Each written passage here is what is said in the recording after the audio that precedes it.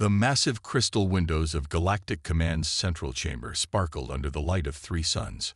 High Commander Wilson stood with his hands clasped behind his back, watching the constant flow of ships moving through the carefully controlled skylanes of Centauri Prime. His angular blue uniform reflected his status as the highest-ranking military officer in the known galaxy. A soft chime interrupted his thoughts. "Enter," he said, not turning around. Officer Morris hurried into the chamber, holding a data tablet. "Sir, we've detected unusual movement patterns in the human fleet near the outer sectors."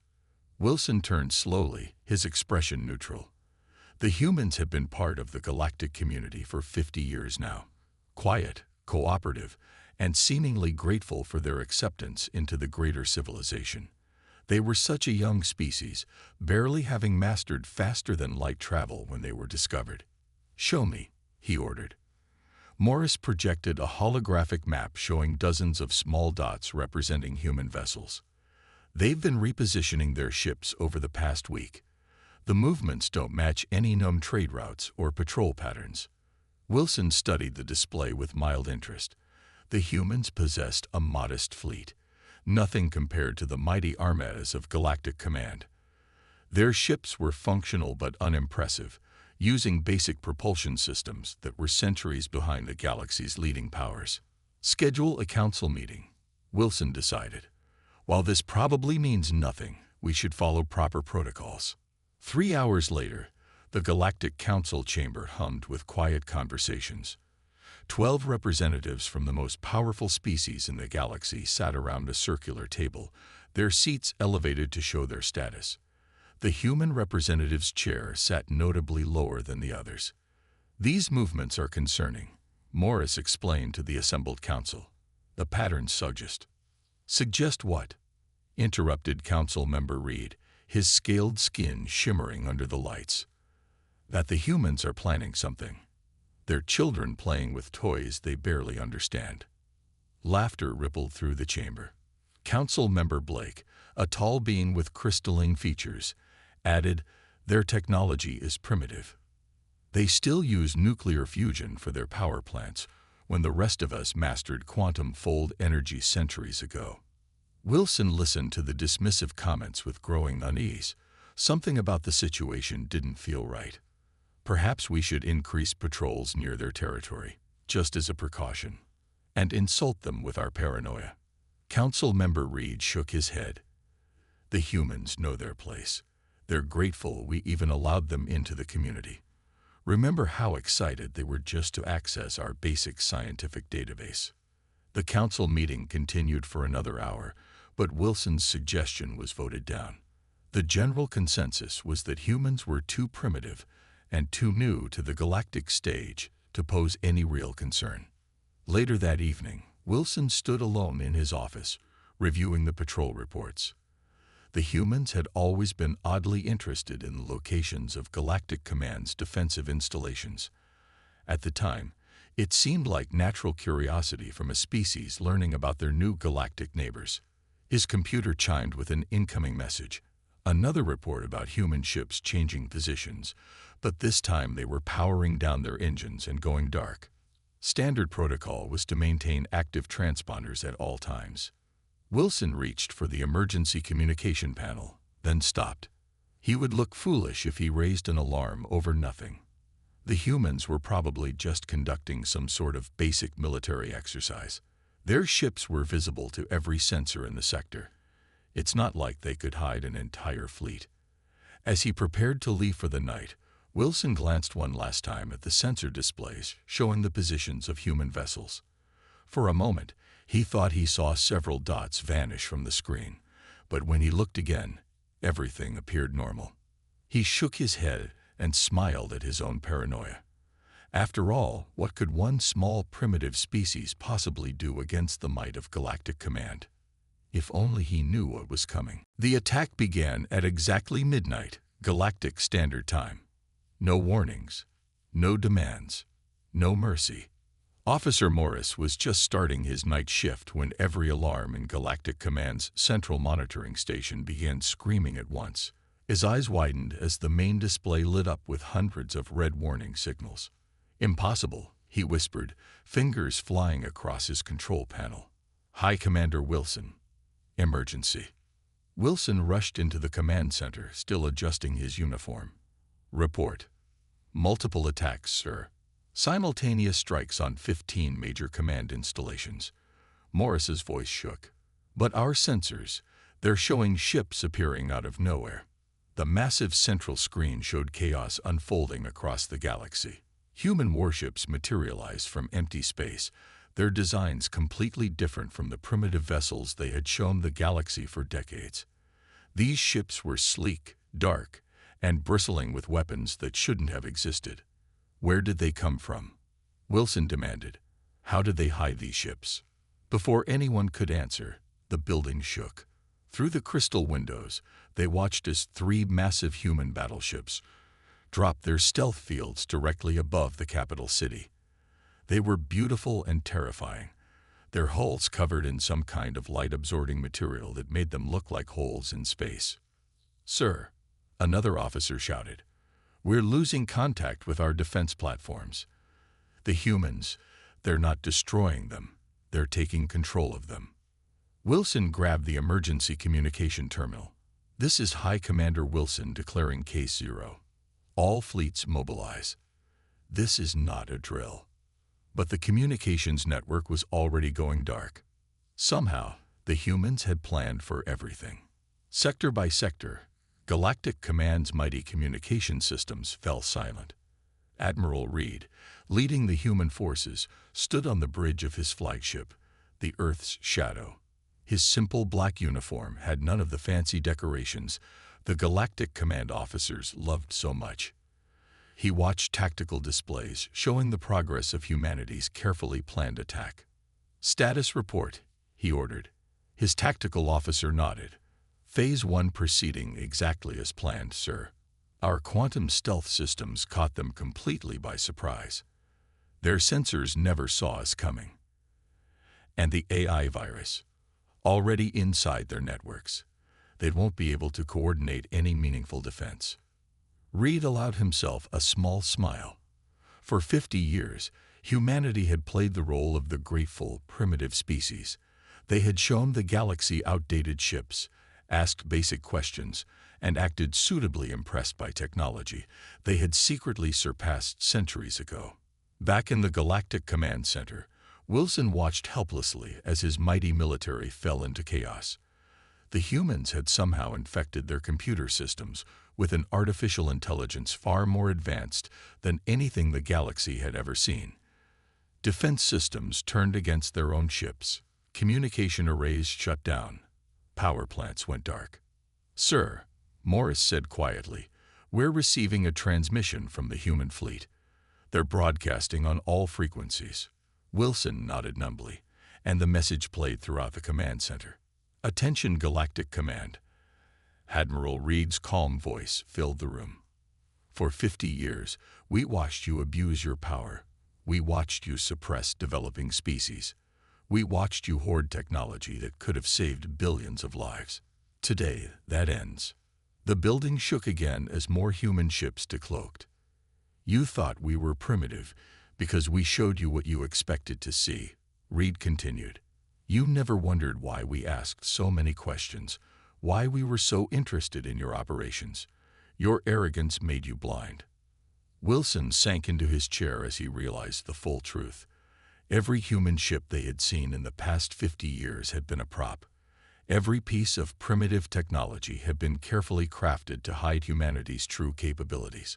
While Galactic Command had watched for external threats, humanity had quietly positioned itself for this single, perfect strike. "The galaxy needs a change," Reed's voice concluded, "and humanity is here to deliver it." Around them, the night sky filled with more and more human ships, each more advanced than anything Galactic Command had ever seen. The age of human deception was over. The real show of force was about to begin. 6 months earlier, Earth's secret military base, underground lunar facility. General Thompson walked through the steel doors of Meeting Room 1, deep beneath the moon's surface. The room was simple but large, with a long table made of dark wood. a reminder of Earth that the military leaders had insisted on bringing to this ultra-secret base. Around the table sat 12 people, humanity's top military and strategic commanders. Each had been chosen for their brilliant minds and absolute loyalty to the human cause. On the walls, large screens showed detailed maps of Galactic Command's territory, gathered over 50 years of patient observation. "Ladies and gentlemen," Thompson began, his voice firm, "Operation Silent Thunder is ready to begin. Show me the evidence." Major Clark stood up and pressed a button. The room's center filled with a hologram showing thousands of documents and video recordings. Over the past 50 years, we've collected proof of Galactic Command's crimes. They've stopped at least 30 species from developing faster than light travel. They've hidden medical technology that could have saved billions. The hologram changed to show a star map. Red dots appeared across it, hundreds of them. Each red dot represents a civilization Galactic Command has deliberately kept primitive. Clark continued. They call it protecting the natural development of species. In reality, they're making sure no one can challenge their power. Thompson nodded and turned to Commander White at the far end of the table. "Tell us about our true fleet strength." White smiled and pressed another button. The hologram changed to show rows of advanced warships hidden in quantum-shielded shipyards across the solar system. "We have 5,000 ships ready for combat, all equipped with our latest quantum stealth systems. Galactic Command has only seen our decoy fleet, old ships we built just to fool them." "And our special weapon?" Thompson asked. "The AI virus is ready," replied Dr. Black, the head of cyber warfare. She was a quiet woman, but her eyes sparkled with pride. "We've spent 20 years learning their computer systems, finding every weakness. Our artificial intelligence can take control of their entire network in minutes. They won't know what hit them." Thompson walked around the table slowly, looking at each person. "For 50 years, we've played the role of the grateful primitive species. We've bowed and scraped. We've asked stupid questions. We've acted amazed by technology we surpassed a century ago." He stopped and pressed another button. The hologram showed scenes of suffering. Worlds where people died from diseases Galactic Command could have cured. Species trapped on dying planets because they weren't allowed to develop space travel. "They think we're children," Thompson continued, his voice growing stronger. "They think we spend our time playing with fusion rockets and basic shield technology. They never guessed that we were mapping their weaknesses, studying their protocols, and building a fleet that could take them down." "Sir," Major Clark interrupted, "are we sure this is the right thing to do? Taking on the entire Galactic Command?" Thompson's face softened for a moment. "Look at this." He showed another image, a small planet where the people had nearly developed faster than light travel. Galactic Command ships surrounded it, threatening to destroy their civilization if they didn't stop their research. "This happens every day," Thompson said quietly. "They keep the galaxy in chains, all in the name of peace and stability. It's time someone stopped them. Humanity has always fought against oppression. Now we'll do it on a galactic scale." The room fell silent as everyone looked at the evidence of Galactic Command's crimes. 50 years of collecting proof, building ships in secret, and preparing for this moment. "The plan is set," Thompson declared. "In 6 months, we show the galaxy what humanity can really do. Every ship is in position. Our agents are in place. Operation Silent Thunder will change everything." He looked around the room one last time. "They think they know what humanity is capable of. They're about to learn how wrong they are." As the meeting ended, the leaders of humanity's secret fleet returned to their posts, each carrying the knowledge that in 6 months, the galaxy would change forever. The countdown to humanity's greatest deception and greatest victory had begun. The Orion defensive line was supposed to be unbreakable. 300 of Galactic Command's most powerful warships formed a wall of steel and energy across the sector, their golden hulls gleaming in the starlight. Behind them stood the most important shipyards in the galaxy.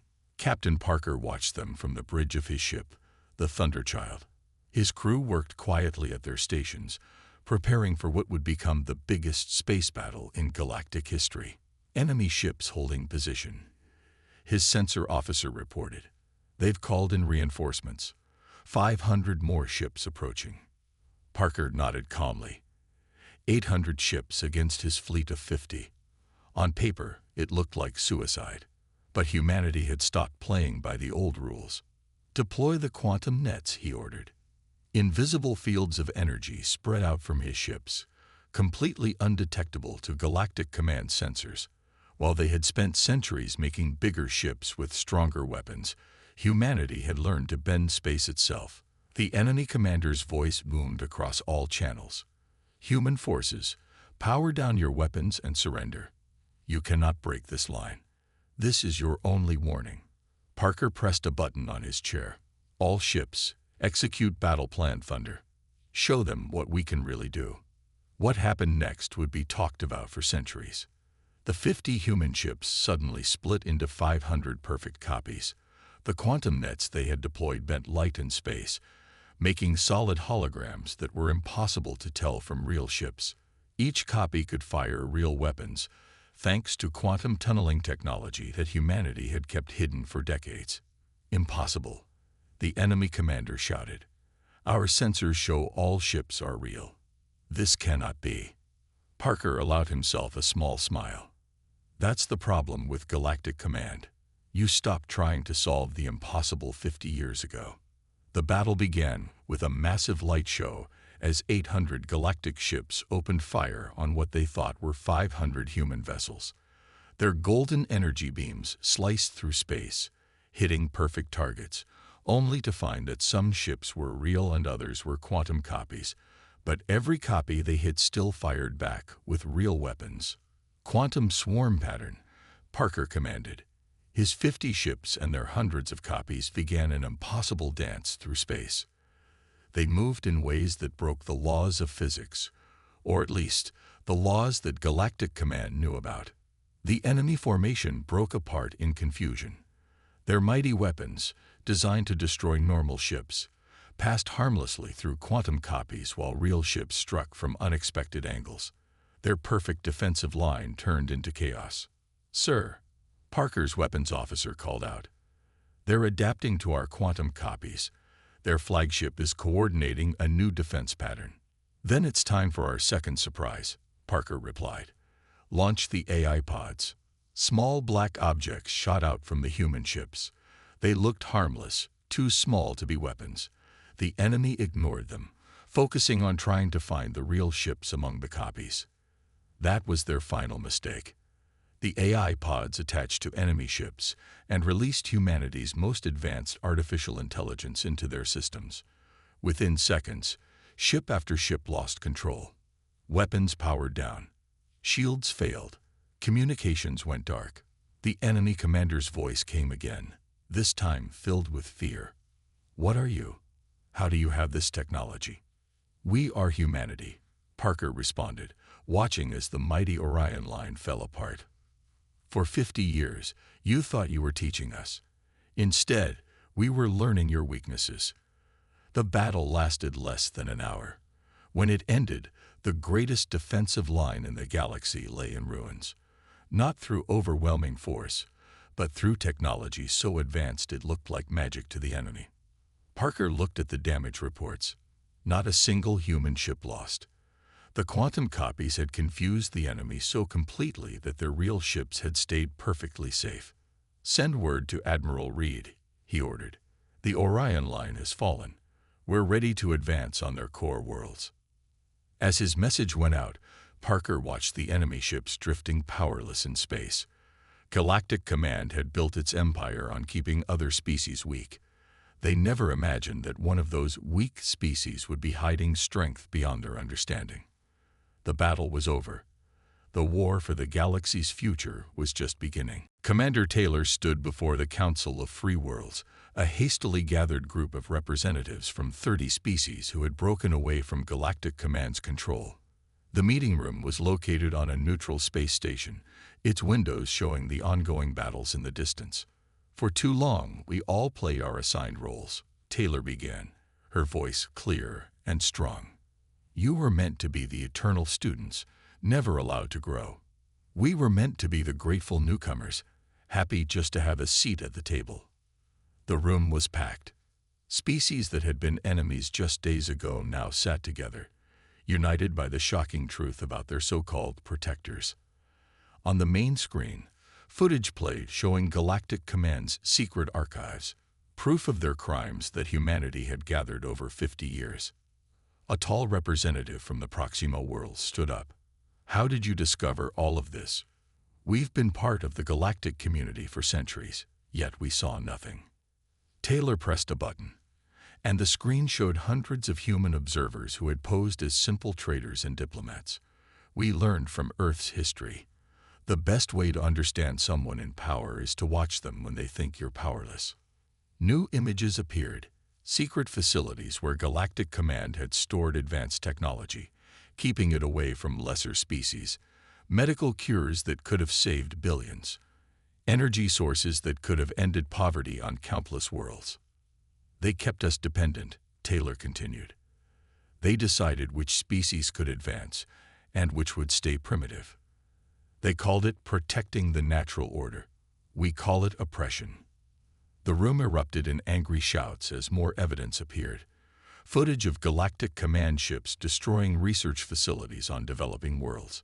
Records of them sabotaging species that got too close to making major breakthroughs. A small reptilian delegate raised his hand. But why did you wait 50 years to act? Why gather evidence instead of striking immediately? Taylor smiled. Because we wanted to do more than just defeat them. We wanted to break their system forever. She showed a new set of images. Human ships delivering advanced technology to formerly suppressed worlds. Every species deserves the right to grow, to advance, to reach their full potential. The station shook slightly as another battle raged in the distance.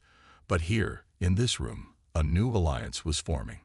We're not asking to become the new Galactic Command, Taylor explained. We're asking you to join us in building something better. A true federation where all species are equal, where technology and knowledge are shared, not hoarded. One by one, representatives stood up.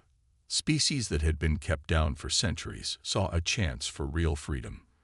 The proof humanity had gathered was undeniable. Galactic Command hadn't just been controlling them. It had been actively preventing them from evolving. The humans have shared more technology with us in 5 days than Galactic Command did in 500 years, announced one leader. I vote to join the Federation. Others quickly followed. What had started as humanity's war was becoming a galactic revolution. Taylor watched as former enemies became allies, as ancient rivals shook hands, as hope replaced fear in the eyes of species who had lived under Galactic Command's thumb for generations. Her communicator beeped. Another message from the front lines. More Galactic Command forces were surrendering as the truth spread. Their own soldiers were turning against them as humanity's evidence was broadcast across the galaxy. We have a long way to go, Taylor told the assembled representatives. But for the first time, we'll walk that path together, as equals. The Council of Free Worlds signed their first official declaration that day. It was simple but powerful. All species have the right to advance, to learn, and to grow. Never again will any power hold back the progress of others. As Taylor looked out at the cheering representatives, she knew that humanity's greatest victory wasn't defeating Galactic Command's fleets. It was showing the galaxy that a better way was possible. The real revolution was just beginning. Lieutenant Adams looked up at the golden towers of Centauri Prime, watching as they burned against the evening sky. The massive city that had been Galactic Command's capital for 1,000 years was now the site of their last stand. All ground teams in position, his radio crackled. Around him, human soldiers moved silently through the streets in their advanced combat suits. Unlike the flashy golden armor of Galactic Command, these suits were dark and simple, designed for efficiency rather than show. Time to end this, Adams said quietly. He raised his hand, and 5,000 troops began their final advance. Above the city, Admiral Reed's fleet engaged the last of Galactic Command ships. The space battle painted the clouds with flashes of light and energy. But the real fight would happen on the ground, in the massive Central Command building that had controlled the galaxy for centuries. High Commander Wilson stood in his command center, watching monitors as humanity's forces closed in. "How?" he whispered. "How did they hide all of this?" His aide showed him new reports that made his heart sink. Hidden factories and asteroid belts that had been producing advanced weapons for decades. Secret research labs buried under the ice of Europa. An entire industrial system that had operated right under Galactic Command's nose. "Sir," the aide said, "they're deploying something new." Small objects fell from the human ships, descending slowly toward the city. As they landed, they unfolded into combat robots, but not the clumsy machines Galactic Command used. These moved like living things, coordinated by an artificial intelligence far beyond anything the galaxy had seen before. Adams watched as the robots cleared paths through the city's defenses. They didn't destroy buildings or cause unnecessary damage. This wasn't about revenge. It was about precision. "Central Command building in sight," he reported. "Beginning final approach." The massive golden structure had walls designed to withstand any attack. But humanity had spent 50 years studying those walls, learning their weaknesses, and developing ways to overcome them. "Deploy the phase shifters," Adams ordered. His troops activated devices on their suits that made them partially out of phase with normal matter. They walked straight through the supposedly impenetrable walls, their weapons ready. Inside, Galactic Command soldiers stared in shock as humans appeared through solid walls. Their weapons fired uselessly, energy blasts passing through the phase-shifted troops. "Remember, non-lethal takedowns only," Adams reminded his people. They fired stun weapons, carefully disabling defenders without killing them. This wasn't a massacre, it was a changing of the guard. High Commander Wilson watched as his security systems failed one by one. The human AI systems didn't just defeat his computers, they turned them off completely, as easily as flicking a switch. "Sir," his aide said, "they're outside your door." Wilson straightened his uniform. He had one last question to ask. The door dissolved, and Lieutenant Adams walked in with his troops. Wilson stood tall, facing them. "Why?" he asked simply. "Why maintain the deception for so long? Why not strike sooner?" Adams removed his helmet. "Because this wasn't about just defeating you. It was about proving that your entire system was wrong. You thought keeping species down made the galaxy safer. We proved that hidden potential is everywhere." Through the windows, Wilson watched as human ships carefully disabled the last of his fleet. No unnecessary destruction, no wasted lives, just precise, overwhelming force. "Your reign is over," Adams said quietly, "but your people will have a place in the new Federation." "Everyone does."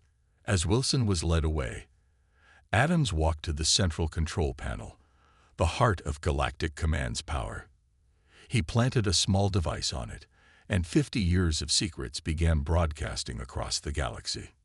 Every suppressed technology, every hidden advancement, everything Galactic Command had kept for themselves was now freely available to all species. The final battle for Centauri Prime hadn't been won with massive destruction or overwhelming firepower. It had been won with careful planning, advanced technology, and the element of surprise. Humanity's greatest victory wasn't just winning the war, it was winning it their way. The age of Galactic Command was over. The age of the Federation was about to begin. 1 month after the fall of Galactic Command, the Great Hall of the new Federation headquarters buzzed with activity. The building, made of clear crystal and blue steel, stood where the old Central Command building had once towered. But unlike its predecessors' intimidating golden towers, this structure was designed to be welcoming to all species. Major Brown walked through the main entrance, carrying reports from across the galaxy. The sight still amazed him. Representatives from hundreds of species working together, sharing knowledge that had been locked away for centuries. "Status update." asked General Thompson, who had traded his military uniform for simpler diplomatic attire. Better than we hoped, Brown replied, activating a holographic display. 90% of formerly restricted technologies have been successfully shared with developing worlds. Medical advances alone have saved millions of lives in just the past month.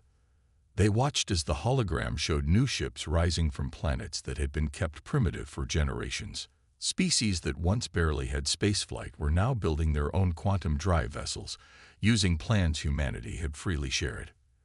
And the former Galactic Command worlds? Thompson asked. Adapting well, Brown said. Most of their people are relieved. Turns out many of them didn't agree with keeping others down. They just never had the power to change things. The hologram shifted to show former Galactic Command officers working alongside species they once considered primitive. Together, they were building something new. A galaxy where advancement was encouraged, not feared. In one corner of the Great Hall, a group of young aliens gathered around a human teacher, learning about technologies their people had been denied for generations. Their eyes were bright with wonder and possibility.